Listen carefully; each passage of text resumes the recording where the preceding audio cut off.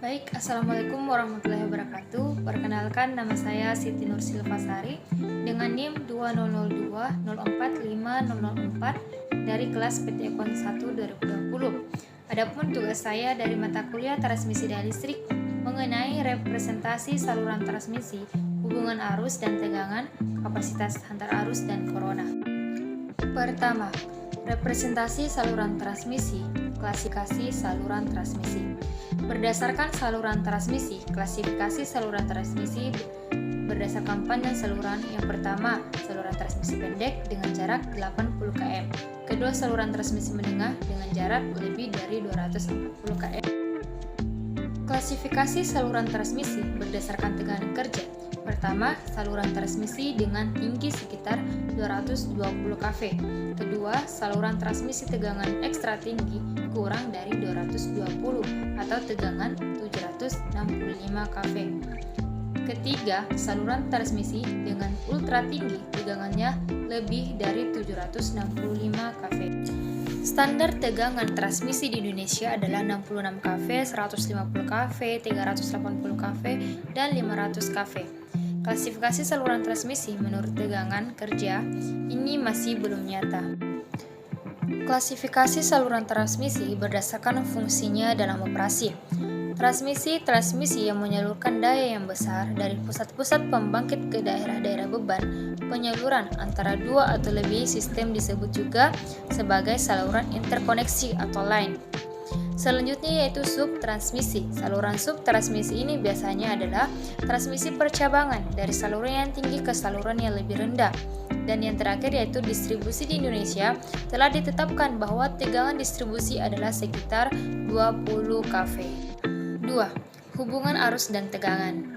Arus adalah pergerakan atau aliran muatan listrik dan diukur oleh ampere simbol I. Untuk intensitas ini adalah aliran kontinu dan seragam elektron di sekitar rangkaian yang didorong oleh sumber tegangan.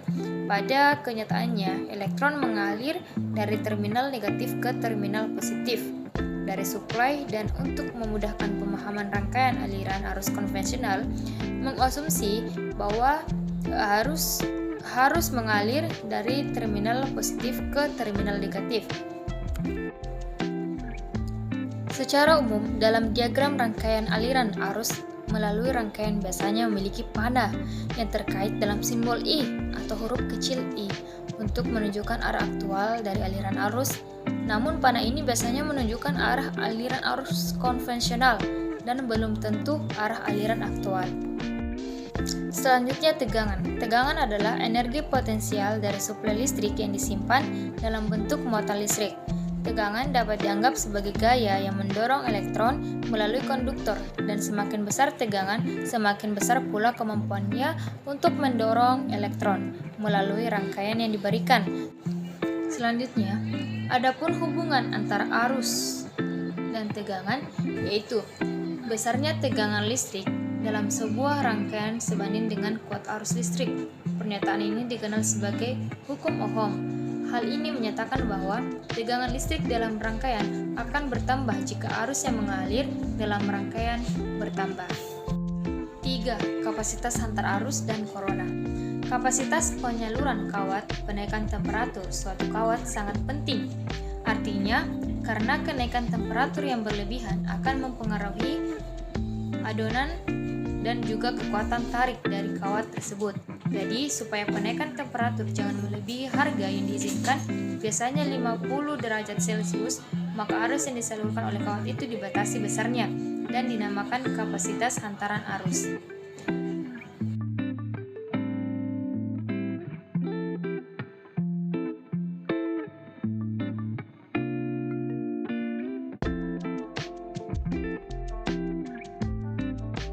Selanjutnya yaitu corona. Corona, bila tegangan arus bolak-balik pada suatu kawat dinaikkan terus-menerus, maka akan tercapai suatu harga yang dikenal sebagai tegangan kritis visual. Pada tegangan yang mana kelihatannya cahaya pelet yang disebut corona. Corona ini dibarengi dengan arus berdesis dan menimbulkan bau ozon.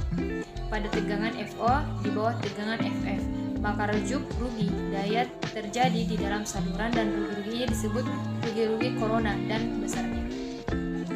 Baik, mungkin itu saja yang sempat saya sampaikan. Lebih dan kurangnya mohon dimaafkan. Wassalamualaikum warahmatullahi wabarakatuh.